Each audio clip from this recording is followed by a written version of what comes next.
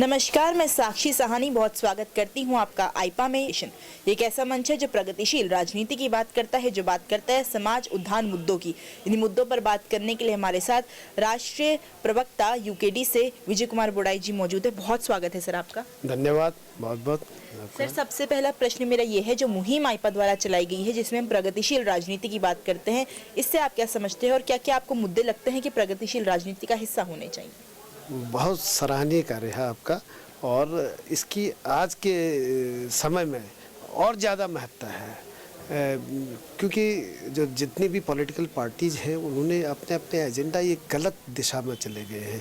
केवल सत्ता हथियाने से मतलब हो गया है और जनता की जो वास्तविक जो ज़रूरतें हैं उन पर ध्यान देने की ओर उनका ध्यान नहीं है। इसलिए आईपा इस प्रकार का जो संगठन है और इस प्रकार की जो मुहिम चला रहा है, ये मैं निसंदेह बहुत बढ़िया मुहिम है और इससे जनता समझेगी कि वास्तव में किसको वोट देना है। तो बिल्कुल सर, कहीं ना कहीं हम ये भी देख सकते हैं कि जब अब चुनाव आने वाले हैं तो तमाम राजनीतिक दल कहीं ना कहीं भावनात्मक मुद्दों पर ज़्यादा ध्यान देते हैं, जबकि डेवलपमेंट की बात चुनाव में कहीं ना कहीं होनी चाहिए, लेकिन विकास की बात होती हुई नज़र नहीं आती। हम सुनते हैं बहुत दफ़ा कि ऐसे मुद्दे उठते हैं धर्म, जाति, कस्बा, समुदाय, जबकि सरासर गलत है। कितना गलत मानते हैं इस चीज़ को आप? बिल्कुल गलत है और जो राजनीतिक पार्टी आज सत्ता में है वो इसको और ज़्यादा प्रचारित करिए, जबकि होना ये चाहिए था कि आप जो भूखमरी है, जो गरीबी है, जो अशिक्षा है, हमारे यहाँ शिक्षा की व्यवस्था बेहतर नहीं है, स्वास्थ्य बेहतर नहीं, इन सब पर काम करना होता। लेकिन जब राजनीतिक एजेंडा ये बना दिया है कि साहब हमें केवल सत्ता हथियानी है और जाति धर्म में बांट के और सत्ता प्राप्त कर लो, तो ये एक बहुत गलत प्रथा चल रही है, जिसको हमने सोचा था कि आने वाले समय में हम लोग और बेहतर, जो इतना एडवांस होने के साथ साथ हम यदि बेहतर और लोकतंत्र की ओर जाएं, लेकिन ये जो विकृतियां हमारे लोकतंत्र में आई हैं ये निसंदेह दूर होनी चाहिए।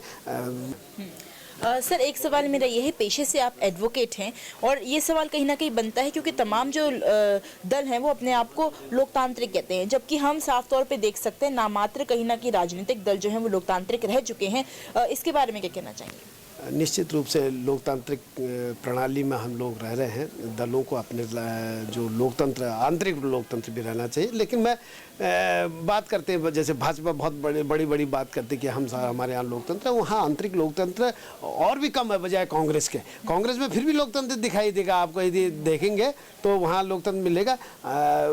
भाजपा में इस लोकतंत्र की बहुत कमी है और जब भाजपा और बड़ी पार्टियां हैं, कांग्रेस बड़ी पार्टी, इन्हीं में नहीं दिख रहा तो और छोटी पार्टियों की बात करने का बहुत ही वो है। और बिल्कुल सर, कहीं ना कहीं सही कहा आपने कि उत्तराखंड की जनता के साथ अन्याय जो है लंबे समय से होता आया है। 21 साल का हमारा उत्तराखंड हो गया है, लेकिन हर चीज़ जो है उत्तराखंड हर किसी को देता है। बिजली उत्तराखंड आपको देता है, जो अच्छी इन्वायरमेंट है वो उत्तराखंड आपको देता है, इलेक्ट्रिसिटी उत्तराखंड आपको देता है, लेकिन बावजूद इसके उत्तराखंड को क्या मिलता है, ये एक बड़ा प्रश्न है। यहाँ पे ना रोजगार की कोई अच्छी व्यवस्था हमें देखने को मिलती है, महंगाई का स्तर ऊंचा देखने को मिलता है। हम देखते हैं जो डिफॉरेस्टेशन होते हैं उससे कहीं ना कहीं लोगों के गांव उजड़ जाते हैं।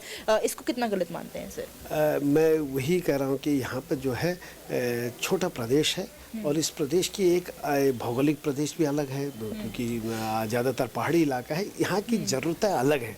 तो नेशनल पार्टी जितने भी हैं वो यहाँ की ज़रूरतों के हिसाब से यहाँ के लिए नीति नहीं बना पाए हैं। उनका एक राष्ट्रीय एजेंडा होता है और राष्ट्रीय एजेंडे पर एक छोटा सा प्रदेश है, उसके लिए बहुत गौड़ा। लेकिन क्षेत्रीय दल यदि यहाँ मजबूत होता है तो निश्चित रूप से वो यहाँ की जल, जंगल, ज़मीन और तमाम जो सरोकार हैं यहाँ के, उनसे वाकिफ रहता है और उनको दूर करने का प्रयास करता है। आज तक यही कारण रहा है कि वो चीज़ नहीं मिल पाई है जो मिलनी चाहिए। जैसे आपने कहा कि बिजली, पानी, इन सब चीज़ों में यहाँ के लोगों को मिलना चाहिए था। यहाँ का पानी डैम बना, हमारे केवल 12% रॉयल्टी मिलती है। अब लगा लीजिए कि आप कितना अन्याय इस प्रदेश के साथ हो रहा है और इसी प्रकार से कई चीज़ें हैं जिनमें यहाँ को समुचित लाभ नहीं मिल पा रहा है। यदि शिक्षा में भी है, स्वास्थ्य में भी कहीं कुछ वो नहीं हो पा रहा, उद्योगों में बहुत कुछ नहीं किया जा रहा है, जबकि बहुत बढ़िया काम किया जा सकता था। हम लोग यहाँ जैसे फल प्रदेश बना सकते थे, उसके लिए एक बढ़िया नीति नहीं बना पाए हैं। आज देख लीजिए कि यही जो हम बिल्कुल सर, कहीं ना कहीं अगर क्षेत्रीय दल होगा तो पहाड़ की जो ज़रूरतें हैं वो पहाड़ के लोगों द्वारा ही कहीं ना कहीं बातचीत करके चर्चा करके निकाली जा सकती है और ये कोई अच्छा समाधान कहीं ना कहीं उत्तराखंड के लिए हो सकता है। एक सवाल सर मेरा ये है कि हम देखते हैं कि अब बहुत सारी जो चीज़ें हैं, अगर नीतियाँ सरकार द्वारा निकाली जाती हैं वो उन तक नहीं पहुँचती जिन तक पहुँचनी चाहिए, जबकि जो ऊंचे तबके के लोग हैं, जो हायर क्लास सोसाइटी हम कहते हैं, उन तक जो है पहुँच जाती है और उसका लाभ वो ले लेते हैं। लेकिन कहीं ना कहीं जागरूकता की कमी हमें देखने को मिलती है। तो क्या सब कुछ सरकार के ऊपर डालना ठीक है? क्या सही मायनों में जागरूकता का कमी आपको देखने को नहीं मिलती जनता में? हाँ, बहुत अच्छा प्रश्न किया आपने। जागरूकता होनी चाहिए, जागरूकता के लिए प्रयास भी करते हैं, लेकिन वो केवल फौरी तौर पे है। अभी कुछ दिन पहले जब जागरूकता की बात थी, एक अलर्ट जारी हुआ था उसका आपदा का कि बारिश, भयंकर बारिश होगी लगातार, तो मैं उस समय पहाड़ में ही था। लेकिन वहाँ पर जो मशीनरी यहाँ की थी राज्य सरकार की, वो काम नहीं कर रही थी। आपने अलर्ट जारी किया, आपने मीडिया में दिया और अलर्ट जारी हो गया, आपने जागरूकता मान लिया, उसको व्हाट्सएप पे भी चला। लेकिन जो वर्क है, जिन पर इन्फोर्समेंट की ड्यूटी है, जो उस चीज़ को कार्यान्वित करेंगे, उन लोगों ने कोई काम नहीं किया। हमें क्या नाम कहते हैं, रामनगर के पास एक धनगढ़ी जगह है, वहाँ पर ज़बरदस्त नाला आया था, तो वहाँ पर लोगों को बताया नहीं गया कि भाई आप पहले से ही रोक दिया जाते। तो मैं ये कह रहा हूँ कि वो जागरूकता तो ठीक है, लेकिन उसको इन्फोर्समेंट कराना पड़ता है। हमारे यहाँ पहाड़ अभी जो यह प्रदेश है या चाहे यह देश है, उस सर 2022 विधानसभा चुनाव कहीं ना कहीं उत्तराखंड में आने वाले हैं और इन विधानसभा चुनाव में कहीं ना कहीं सबकी उम्मीदें टिकी हुई हैं, क्योंकि इन 5 सालों में 3 मुख्यमंत्री तो उत्तराखंड ने देख लिए। लेकिन अब आगे ऐसा कुछ ना हो, इसकी तैयारी जो है उत्तराखंड की जनता कर रही है। क्या लगता है किन मुद्दों पर जो है उत्तराखंड की जनता को प्रचंडता से सोचना चाहिए और वोट देना चाहिए? मैं तो जनता से आग्रह करूंगा कि इस बार क्षेत्रीय दल जो एक बेहतर आपके लिए, जिसने राज्य निर्माण में बड़ी भूमिका निभाई, आज राज्य उसी की एक सोच पर आधारित है या उसी की सोच पर बना है। आज यूकेडी को यदि देंगे तो निश्चित रूप से एक बेहतर विकल्प हम देने को तैयार हैं। जनता को समझना पड़ेगा कि 21 साल में कुछ नहीं हो पाया, आपने इतने मुख्यमंत्री बदल दे, और भाजपा ने तो मुख्यमंत्री बदलने में बहुत बड़ी पारंगतता उनको हासिल है। और मैं समझ रहा था कि कहीं ऐसा ना कि 3-4 और बदल दिए जाएं, कर शुक्र है कि वो नहीं हो पाया, नहीं हुआ ऐसा। हमें ये सोचना पड़ेगा कि क्यों बदलेंगे। एक अनुभवहीन आदमियों को यदि आप बैठा देंगे इतने बड़े पद पे, तो ऐसी इसकी परिणति ऐसी होनी थी। हमें चाहिए कि मजबूत समझदार लोगों को भेजा था। आपने प्रचंड बहुमत दे दिया जनता ने, लेकिन ऐसे पिछलग्गू आदमियों को या नाकाम लोगों को आपने सत्ता में बिठा दिया। वहाँ भी आपने एबिलिटी नहीं देखी कि कौन सा आदमी आपके पास एबिल लोग है ही नहीं, तो ऐसी पार्टी को बहुमत देना भी बहुत खतरनाक है। तमाम विधानसभाओं में सर आईपा की टीम गई और आईपा की टीम ने जानने की कोशिश करी कि क्या है उत्तराखंड का मिजाज, क्या चाहता है उत्तराखंड। हमें साफ तौर पे देखने को मिला कि जो युवा हैं उनके अंदर जागरूकता तो है, लेकिन सबसे बड़ी उनका जो मुख्य वजह है सरकार को वोट ना देने की, भाजपा सरकार को, वो है रोजगार ना देना।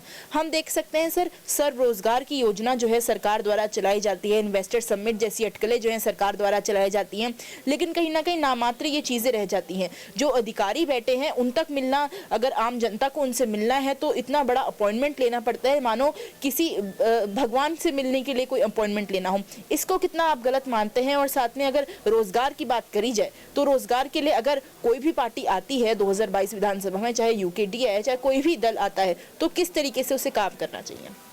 हमने अपने घोषणा पत्र में भी कहा कि हम आने वाले समय में इन 5 वर्षों में हम कम से कम 1 लाख लोगों को, बेरोजगार युवकों को सरकारी नौकरी देंगे। सरकार में नौकरियां हैं, आप इनको यूज़ नहीं कर पाए, आपको आता ही नहीं काम कराना। हमने कहा कि प्राइवेट सेक्टर में कम से कम 7,000 हमारे यहाँ पर बड़े उद्योग, मध्यम उद्योग और लघु उद्योग हैं, उन पर हम अपने लोगों को यहाँ पर रोज़गार दे सकते हैं, लेकिन उसके लिए नीति नहीं बना पाए ये जो दोनों पार्टियां हैं। जहाँ तक आपने बेरोजगार, यहाँ इन्वेस्टर समिट की बात आपने की, इन्वेस्टर समिट मात्र खोखला साबित हुआ। मात्र आपने कुछ कॉरपोरेट्स को यहाँ पर लाने की बात करी, उनके लिए आपने ज़मीन को, हमारे यहाँ भू कानून को बदल दिया, जिसके कारण से यहाँ हमारा पूरा उत्तराखंड बेच डाला, केवल उनको लाभ पहुँचाने के लिए जो कॉरपोरेट को लाभ पहुंचाने के लिए ये काम किया गया। इन्वेस्टर समिट का आज भी धरातल पर कोई कंपनी यहाँ नहीं काम कर रही। आप आज देख लीजिए, यदि एक बार या कभी आप उद्योग विभाग या से बात करेंगे तो आज आप देखेंगे कि धरातल पर एक भी उद्योग नहीं आया इन्वेस्टर समिट के बाद। बिल्कुल सर, आईपा भी कहीं ना कहीं कोशिश करता है कि समाज कल्याण के मुद्दों पर काम किया जाए। इसी से जुड़ा सर मेरा एक अंतिम प्रश्न आपसे ये है कि समाज कल्याण के मुद्दों और राजनीति में किस तरीके से प्रगतिशीलता लाई जाए, इस पर आईपा लगातार काम करता है और प्रयासरत रहता है। इस प्रयास को किस तरीके से आप देखते हैं और अगर इस प्रयास के लिए आपका कोई मार्गदर्शन आईपा को मिलता है? बहुत अच्छा प्रश्न किया है ये तो, और आप बहुत अच्छा काम कर रहे हैं। राजनीति और समाज दोनों एक दूसरे के पहलू हैं, एक दूसरे से जुड़े हुए हैं, है ना, एक दूसरे का समन्वय है।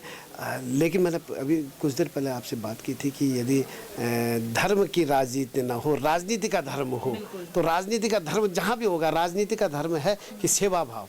यदि सेवा भाव होगा, समाज अपने आप आगे बढ़ेगा। समाज में काम करने के लिए, समाज को बेहतर बनाने के लिए ही राजनीति होनी चाहिए। और ऐसा राजनीति यदि हम सब लोग करेंगे और आईपा जिस प्रकार की मुहिम चला रहा है, यदि इस मुहिम को आगे बल मिलता है और आप लोग और बेहतर करेंगे तो निश्चित रूप से इसका समाज पर इम्पैक्ट पड़ेगा, प्रभाव पड़ेगा।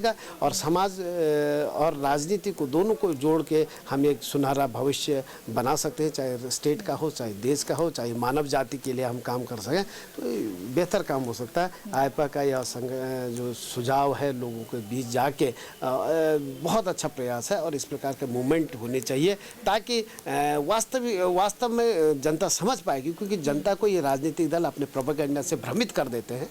तो यदि आप जैसी संगठन यदि जनता में जागरूकता पैदा कर देगा तो निश्चित रूप से इसका लाभ समाज को, राज्य को, राष्ट्र को होगा। बहुत हमारे साथ जुड़ने के लिए सर धन्यवाद। नहीं, बहुत बहुत धन्यवाद। आपका बहुत सराहनीय प्रयास है और इसको आगे बढ़ाते रहे। और मैं समझता हूँ कि उत्तराखंड में आपकी मुहिम काम आएगी और एक अच्छा विकल्प इस बार राजनीति में मिलेगा, देखने को मिलेगा। धन्यवाद। ये थे राष्ट्रीय प्रवक्ता यूकेडी से विजय कुमार बुड़ाई जी हमारे साथ, जिन्होंने विभिन्न मुद्दों पर हमसे बातचीत करी। साथ में बताया कि पॉलिटिकल प्रोपेगेंडा पे ना पड़ के अगर आप जागरूक होंगे, अगर आप अपने मुद्दों को जानेंगे और उस आधार पर वोट देंगे तो कहीं ना कहीं सुधार जो है राजनीति में भी आएगा, सुधार जो है समाज कल्याण में भी आएगा। अगर आईपा का यह प्रयास आपको अच्छा लगता है तो हमारी वीडियो को लाइक करें, हमारे चैनल को सब्सक्राइब करें। धन्यवाद।